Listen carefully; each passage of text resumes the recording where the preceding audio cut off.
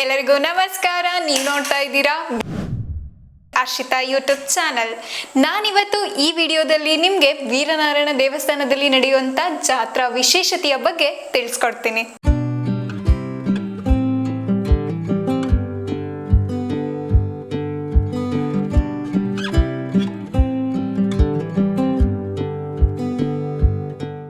ಇದಕ್ಕೂ ಮುಂಚೆ ಇಂದಿನ ವಿಡಿಯೋದಲ್ಲಿ ವೀರನಾರಾಯಣ ದೇವಸ್ಥಾನದ ಪೂರ್ತಿ ವಿಡಿಯೋವನ್ನು ಅಪ್ಲೋಡ್ ಮಾಡಿದ್ದೀನಿ.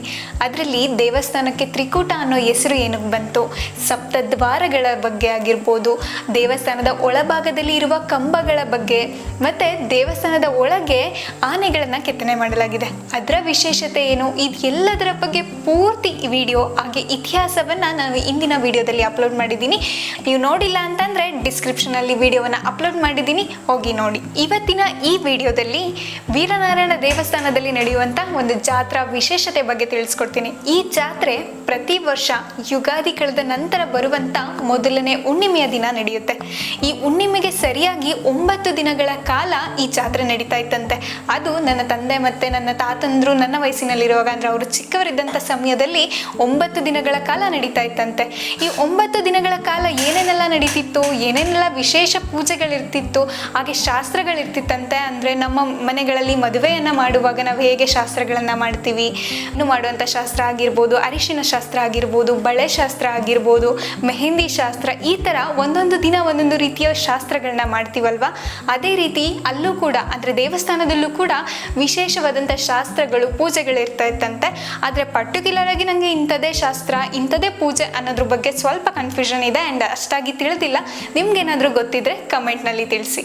ಆದರೆ ಈಗ ನಾವು ತಿಳಿದ ಮಟ್ಟಿಗೆ, ಅಂದರೆ ನಾವು ನೋಡ್ದಾಗಿಂದನೂ ನಮಗೆ ತಿಳುವಳಿಕೆ ಬಂದಾಗಿಂದನೂ ಈ ಜಾತ್ರೆ ನಡೆಯೋದು ಒಂದೇ ದಿನ. ಆ ದಿನ ಹುಣ್ಣಿಮೆಯ ದಿನ.